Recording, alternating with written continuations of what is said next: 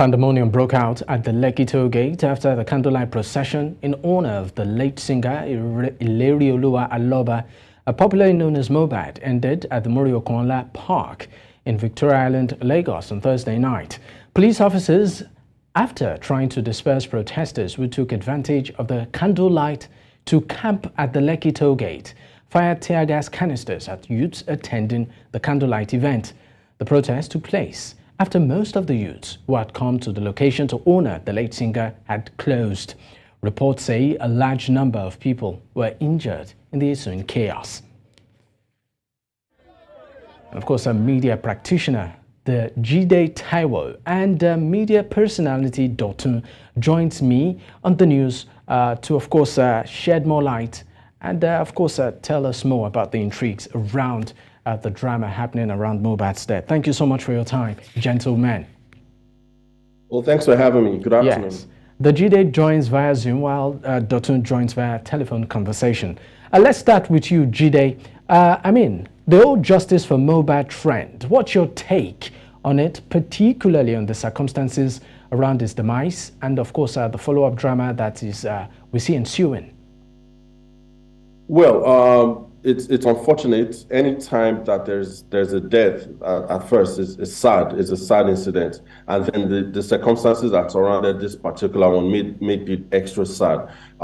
This is a guy that had documented the struggles with whoever his former associates were. I'd talked about it, I'd sung about it, and people had seen some of the things that happened leading to his eventual death. So I think that's where the feeling of being aggrieved comes from primarily, because people pretty much were witnesses to the things that were happening to him. And then when it resulted in death, it was sudden, it was unexpected. And then all of the things that surrounded the burial, everything just made people feel very, very pained. And that's why, they are seeking justice, whatever form that may take for the deceased. All right, I want to go to you, Oladotun. Let's talk about a lot of narrative, flying around concerning his death and also his family background. What do you consider, responsible for all of this? We see a lot of bloggers, we see a lot of tweets, particularly on social media engagements and narratives going around concerning, how he died, his family background, the contribution of certain factors and all of that. But amidst all of it too, there's also false narrative also in play. Why is all of this happening? And how do you think that also the aspect of false narratives can be controlled? Well, first of all, I feel like we're in a system where people, everybody will have their own opinion about conversations. And sometimes, everybody finds the right space or aspect to voice whatever is burning in their hearts. But in this case, first of all, as a family, we have a system that handles things like this. I'm just like anybody else who loved the kid, who engaged in his work, who gave him a platform to be able to soar. And then, if we lose someone in whatever capacity it is, knowing from that point of view, it's clearly something that would hurt everybody. Now, talking about narrative, and that's why I think it's nice for us to always try, regardless of your position, your status, who you are, to always speak the truth. And that's where I come in. What would have happened was, it would have been a bandwagon of conversations. People would have made it what it's supposed to be. But the truth is, I was there. I hosted the peaceful and candle procession. It was not a protest. So I think false narratives, listen, everybody would jump on the shortest videos, the shortest conversations, shortest narratives.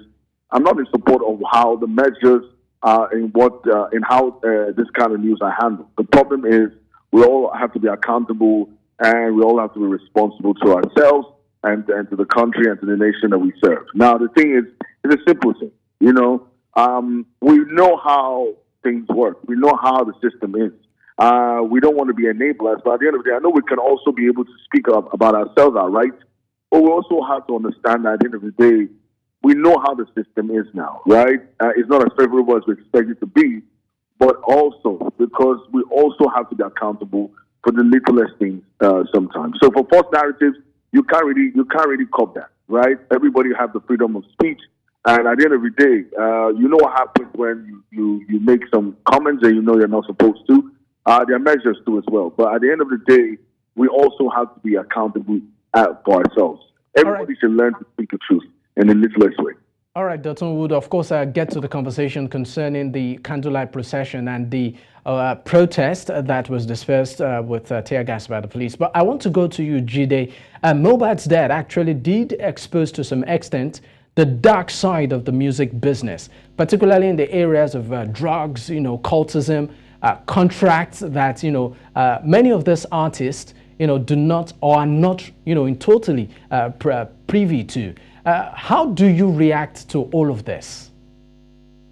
I mean, if there's no positive from the unfortunate event, but if there was something that people could learn from, and I'm very reluctant to use it as a learning moment, but it is a learning moment for all of us, not just entertainers, but for us as a society. What are the things that we pay attention to, right? What are the things that we treat as banal, as inconsequential?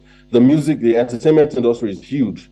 However, do we treat it as seriously as we do, say, banking or oil and gas, for instance? And there you can see the need for there to be proper investment and, as Nigerians say, structure. Some of these structures are going to require a lot of legalese, are going to require a lot of education so that people are aware of certain things. If you are going into a record deal, you have to be very clear what that record deal asks of you. If you are going to opt out of that record deal, there are ways to it as well. Unfortunately, in this particular case, it seemed that without preempting what the investigation will unfold, but it seemed like the people that he was signed to took matters a certain way, which, you could see from the videos from the alleged attacks or all whatnot. What it just means is that for us as a people, for the industry first, yes, people who work in the industry are not unfamiliar with these things. There are contracts, there are bad contracts, there are good contracts, there are nice people, there are horrible people. And sometimes people are unfortunate to be trapped in contracts that do not favor them. For the Nigerian society at large, I think it's important that we use this to see that we cannot just pay lip service to things of this nature. We cannot just say, oh, that boy is a singer and it doesn't matter. First of all, it's a human being, and it's a business. So if there are business practices that are not right, we as a society have to stamp it out, whether it's in music, whether it's in film, whether it's in sports. But this is a lot of people who are not even music fans are looking at this and saying, oh, this is what happens. So it's important that we look at these things and we fix it. Otherwise, this sad incident will happen again. All right. Thank you for that, of course, Jide. I want to go back to you, Dotun. Now, let's talk about the Candlelight Procession and the tear gassing of some protesters at the toll gate. And also, the face-off you had with the activist Reno on social media. Dotun, maybe you might just want to take us through the original intention of the procession, what happened when it closed, and of course the following drama that ensued with the police. Okay, so I'm going to keep it as simple as I should. A kind of procession was to honor the dead. People moved from Lekki toll gate from 5 o'clock.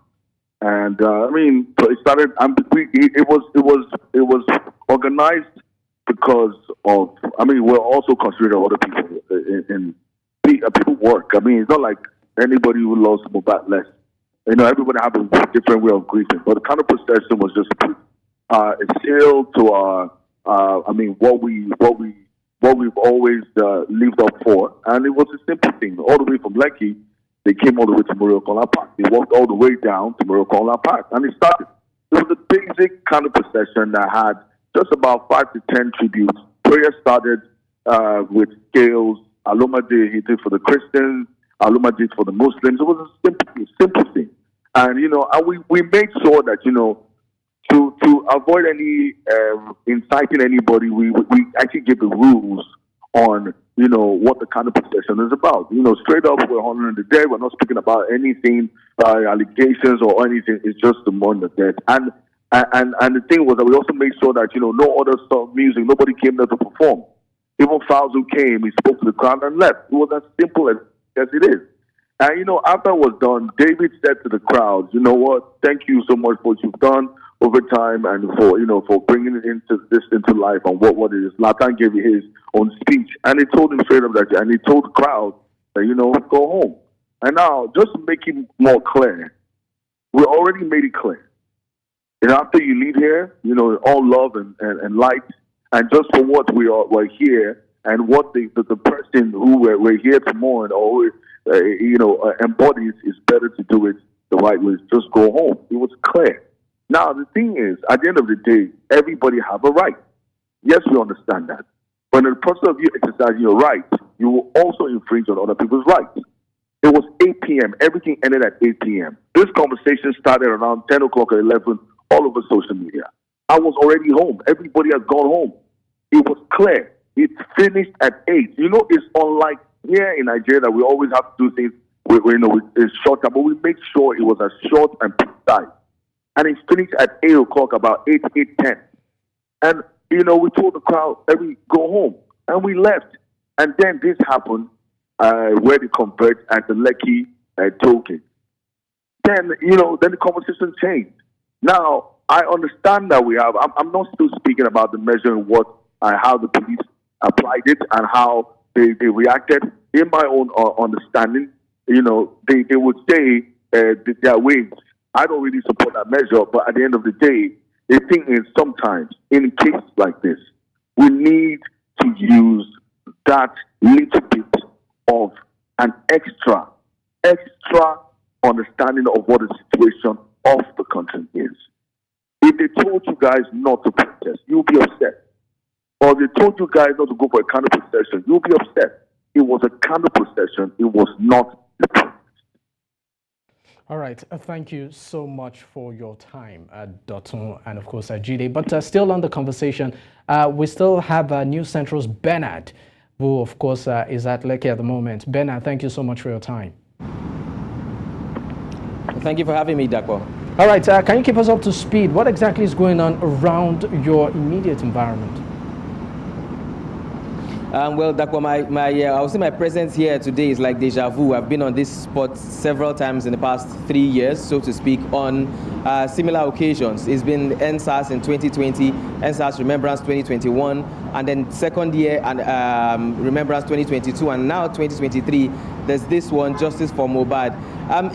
It's pretty much, would I say, business as usual now at the moment because there's free flow of traffic. Vehicles are moving as they should at the moment, unlike what it was last night with the crowd here that was a bit impeding traffic flow.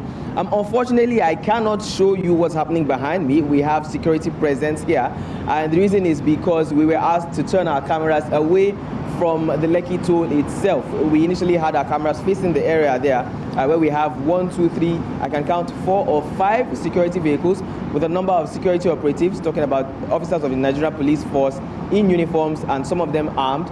But we've been asked to turn our cameras away. So again, it's business as usual. Everything is going on the way it should be going on, and there's free flow of traffic at the moment. All right, and in terms of... I would also like to state here that, speaking to a few people who I met here who chose to speak off camera, their opinion basically concerning what went on last night is, and I think your guest Dotun also did make mention of that, is the fact that there are lines that should not be crossed at certain points in time.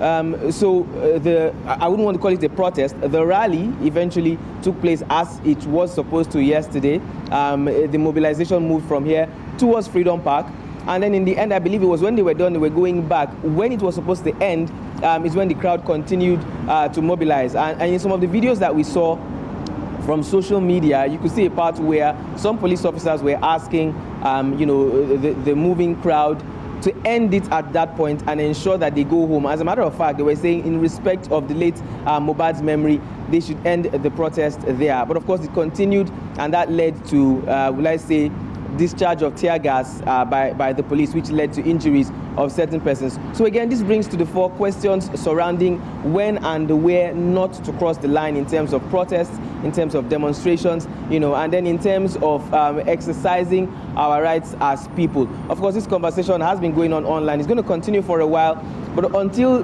these kind of questions or conversations are addressed, I'm afraid I think that we will be seeing things like these continue to happen. So it's a position of where security operatives say enough is now enough, and then the people themselves respect and obey the law, obey security operatives, do their bit, and then move on from there. Okay. Jide, before I let you go, would of course I connect with Bennett, but Jide, back to you. What would you say generally is the takeaway, particularly when it comes to entertainment, for Nigerians and also the entertainment industry in particular, out of all of the drama around Mohbad's death?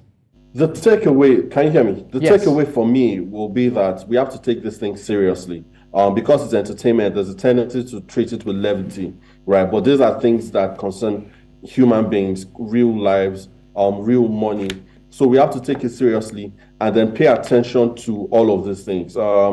It's not enough for us to say we want justice for Mohbad. Yes, we want justice for Mohbad. We also want to ensure that this kind of thing does not reoccur. And for it not to reoccur, there are certain things that need to be done. There has to be proper investment. There has to be proper building of structures that can outlast anybody. We still talk about Motown 60, 70 years later. I don't think there's any record label in Nigeria that has stayed that long. So if we want to get to a point that we can have real returns from the entertainment, it has to be treated like a business, like an industry worth its name. So that's my takeaway from it. And of course, condolences to the family of the young man, his wife, his child, his extended family. It's a really terrible thing that shouldn't happen to anyone. But hopefully they are comforted in the fact that there's a lot of people who want to see justice done, and we are with them. All right, thank you so much for your time. Media personality, Yeah, Jide, Taiwo, and also Oladotun. And of course, News Central's Bernard Akede. Thank you once again, gentlemen.